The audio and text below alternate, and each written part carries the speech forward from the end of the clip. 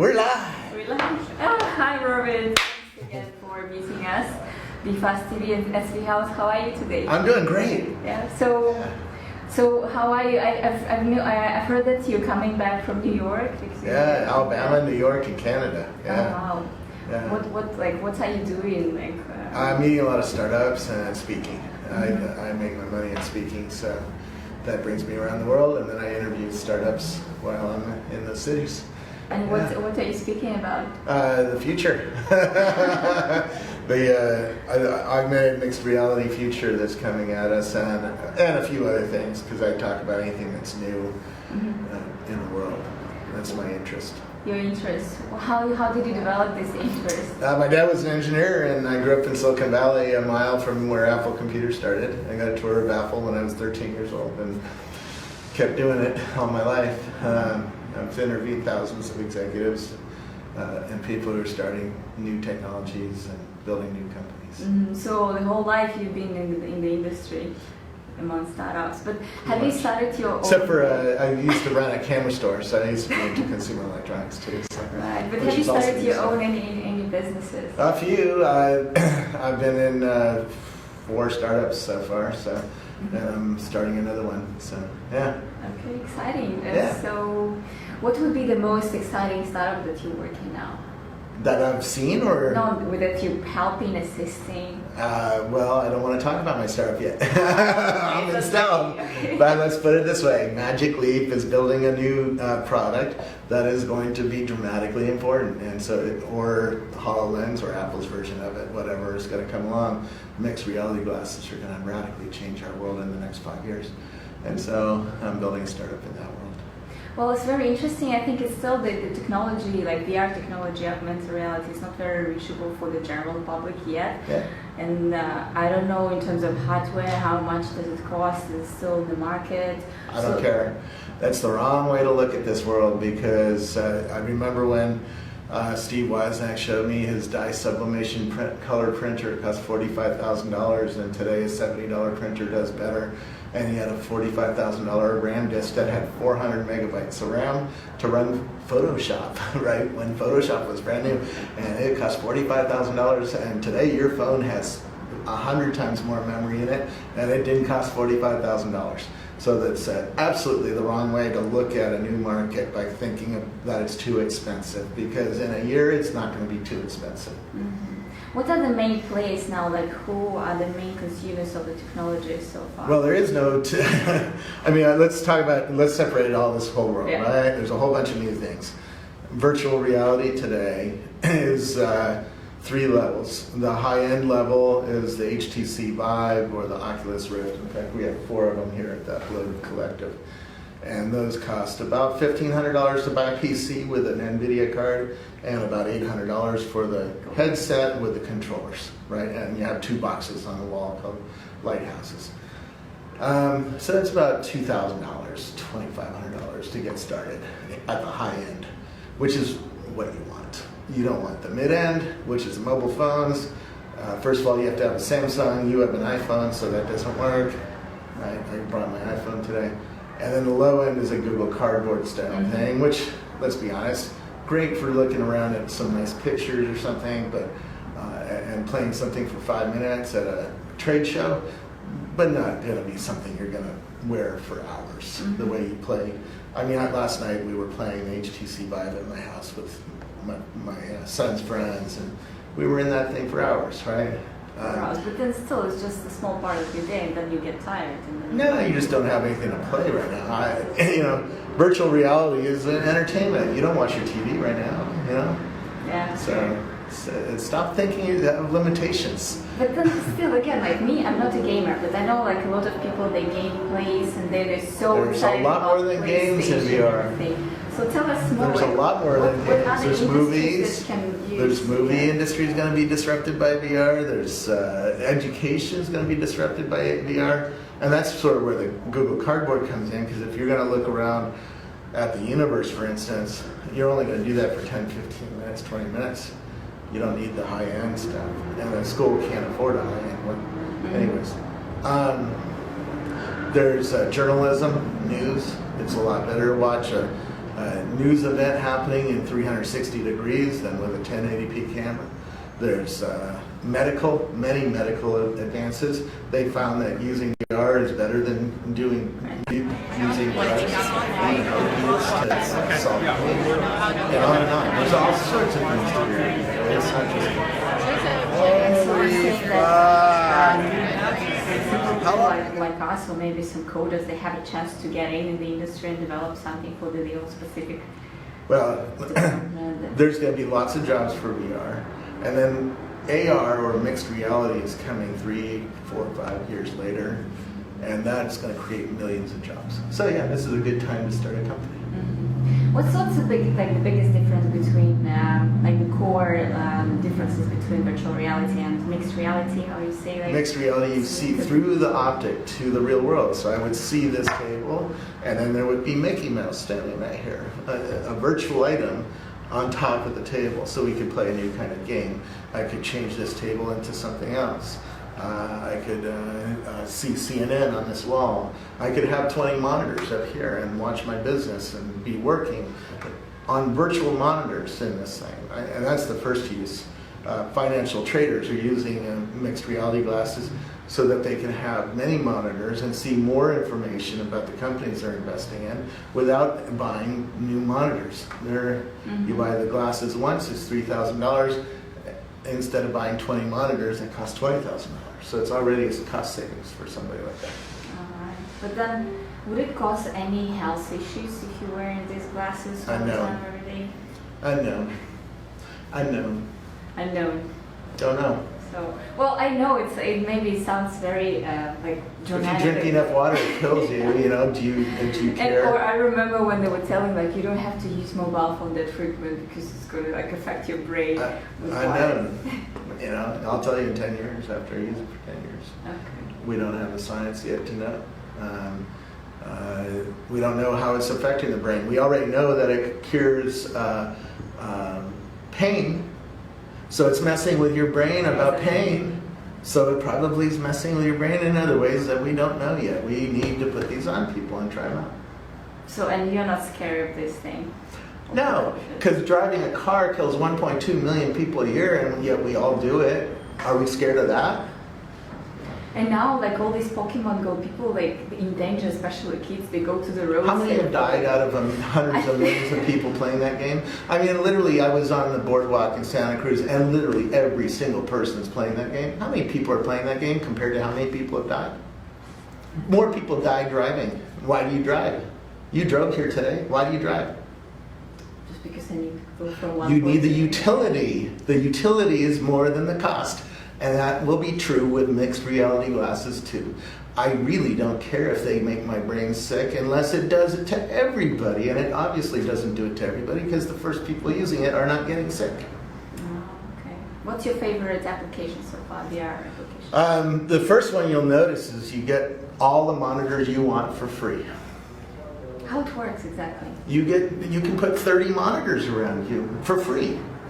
You have virtual monitors in front of you. Then what do you do with them? You can do the same thing you're doing with 2 monitors right there. One you can look at your email, one you can look at Facebook, one could Skype, one could look at your stocks, one could look at CNN, one could look at whatever.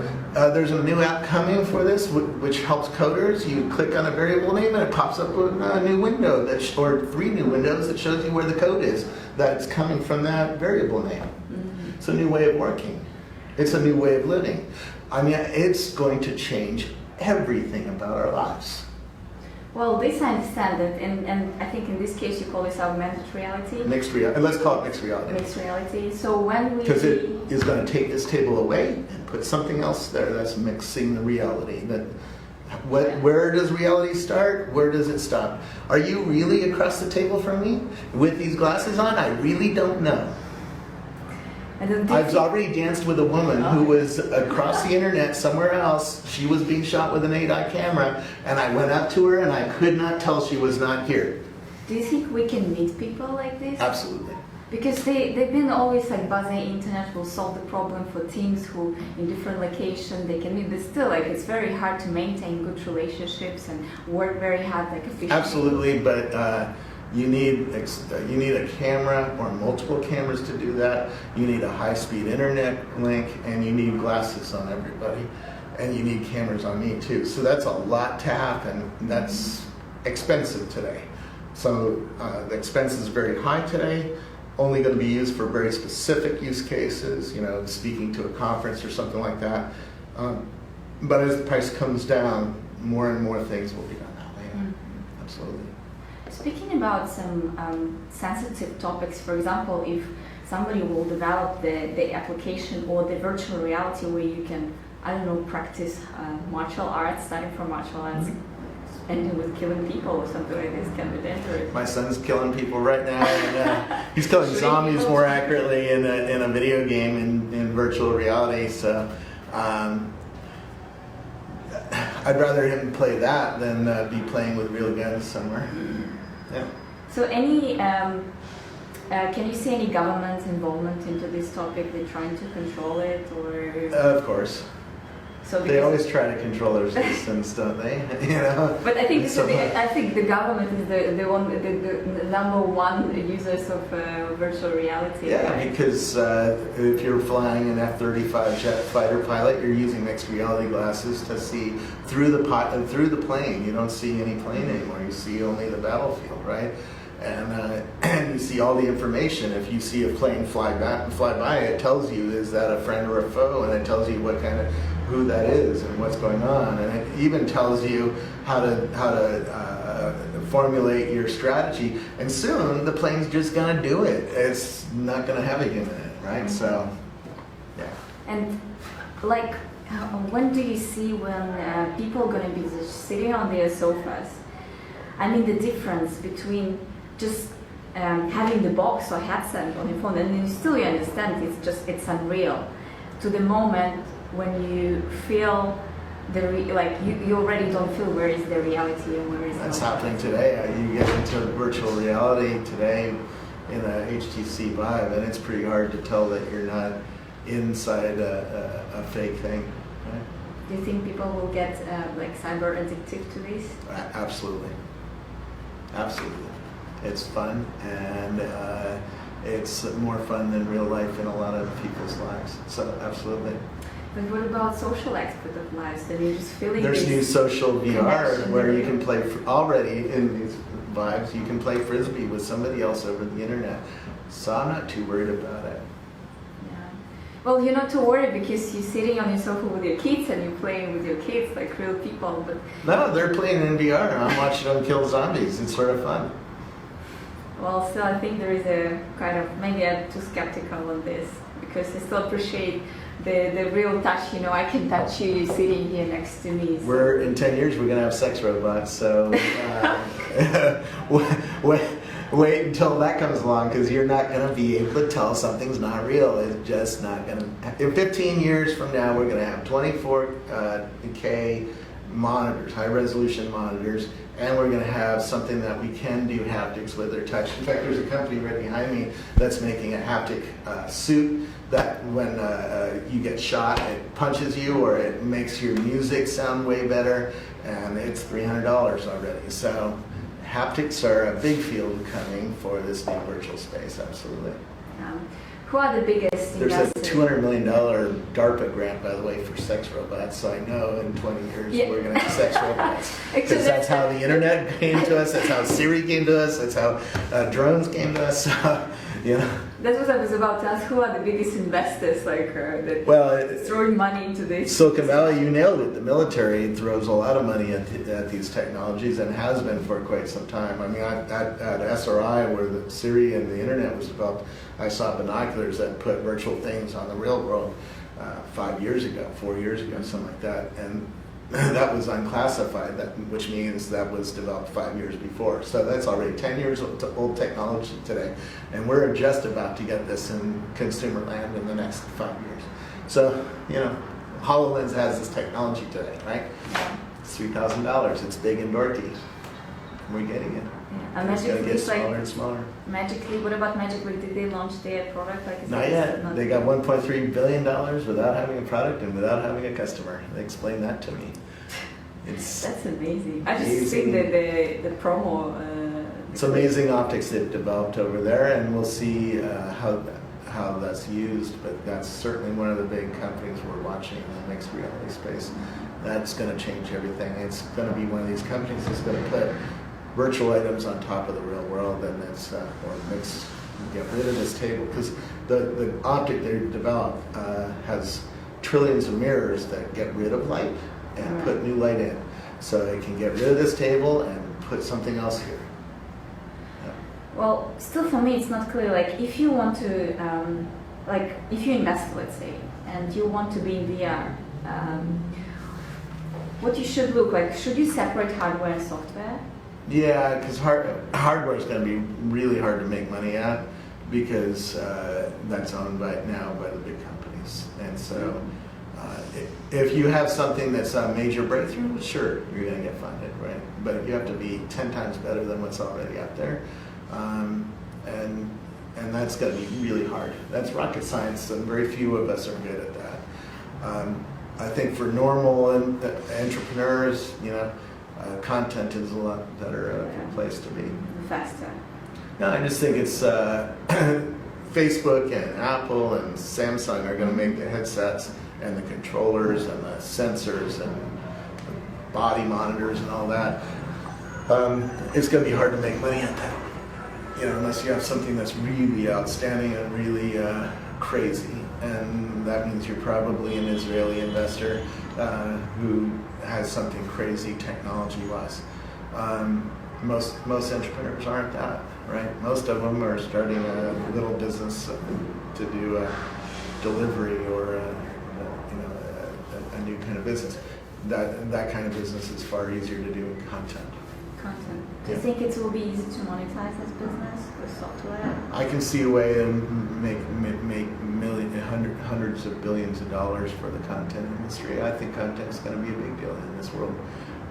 It is already. I mean, how much did Huffington Post sell for? But then it's hard to acquire customers, isn't it? Or is it? That's your job. Just to be a good salesperson. No, come up with a product that goes. Pokemon did it in one day, right? But still, people are scared. Which is not true, because Ingress was out there for 5 years, and probably was under development for 3 years before that. So it's an 8-year overnight success. But you take Ingress, a really cool location-based game, you put a brand name on top of it, Pokemon, and all of a sudden every single person in the world is using it. Right? Okay, industries like games, movies, cinema, clear. What about events? You're already seeing many event companies, lynda.com, Pluralsight, Creative Live. They're in the education space. Those are events. So what do you go to an event for? It's either to network with people or it's to learn something new. And you can learn something new now on the internet. That's a content company, and they're worth billions of dollars. For me, like, if we're talking about events in 3D, I see the bigger concerts like Superstar, the rock band. I was just at a music festival in Alabama talking to the guys who run it, and I said, you can only afford one screen right now. What if everybody has Magic Leap on? Now everybody can have millions of screens. So he's very interested in this new world. It's just early, and nobody has these things yet. Magic Leap hasn't released yet. And we don't have the 8-eye cameras that you're going to need to shoot the performers, and you don't have the ability to digitally transmit all the entertainment content that you would see at a Coachella, right? If you go to Coachella, they have 100 LED screens because they have a budget to buy those screens. Most music festivals around the world don't have that budget. They will soon. No, that's really fascinating. I think it's amazing to just attend the event across the globe that you can attend and see in person. No, you're going to go to a music event with a real performer in front of it, but they're going to have 100 screens, virtualized screens in your glasses, and you're going to enjoy it a lot more than watching just one screen with your human eyes. But then at some point, then the stars, the celebrities, they wouldn't even need to organize all these events. All they need is maybe green screen behind them. Mm-hmm. We have a green screen right next door. Let's talk about Upload VR and Upload Collective. What are you doing guys here? Yeah, we have a space that has 30 startups in it. These are people creating companies in the mixed reality or virtual reality space. We do events literally every night. Upload is also a media site, so they cover the virtual reality and mixed reality spaces on their website and on Facebook and Twitter and Snapchat and LinkedIn and other places. What else do they do? What's your role here? My role is to take up space. Now my role is to help the entrepreneurs and start a business, and that's what I'm doing. Okay. Yeah. What's your next destination? Where are you going? What are you up to? Well, I'm going on a vacation to Yosemite and Los Angeles. We're opening a new Upload Collective in Los Angeles, so that'll be fun to go meet some of the VR people down there. After that, I'm going to China because the mobile. Oh, that's most very people, interesting for our audience. Yeah, most people will get VR in a mobile phone, and today mobile phones have 4 problems. The screens aren't sharp enough. They don't have sensors so that it can figure out where in the room it is. So you know, with HTC, you have to get 2 boxes on your wall that spray light on you so that you can move around, right? You can do this. With the Samsung Gear VR, you can only do this. You can't do this, right? And you don't have controllers. That's the 3rd thing. And 4th thing, the GPUs are underpowered, so they get really hot. And like my Samsung Gear VR goes off after about 40 minutes. Because it's too hot. It's pushing the GPU too hot. So there's new GPUs coming, there's new chipsets coming, and we're going to have a lot of fun. Now I'm going to China to see the latest screens and the latest Google Tango sensors and see how that's all evolving. What company are we talking about? I think I'm going to see Huawei, which is yeah, huge company around the world. Not very big company here in the United States, but every time I travel, I see huge billboards from them, so they're huge around the world. They're pretty big in Europe, yeah. Well, fascinating. Thank you so much, Robert. Thanks. And well, in order to maybe sum up, because this is fun for me, what are the biggest problems that virtual reality has still overcome? I think it's those 4 things. Yeah, we need mobile phones to be virtual reality enabled so that most people can afford them. The Samsung Gear VR is about $100 in addition to the phone that you're going to buy, and everybody still today is going to buy a phone until mixed reality glasses come along and get good enough and cheap enough, and that's probably 4, 5, 6 years away. So for now, it's the mobile phone. We need the mobile phone industry to solve these 4 problems before VR can really become mass market, and that's probably in the next 2 years. Okay. Thanks a lot, Robert. Thanks a lot for the great interview. Thanks. Nice meeting you. Thanks. So guys, we're done, and see you next time. We all. Cool. Thank you.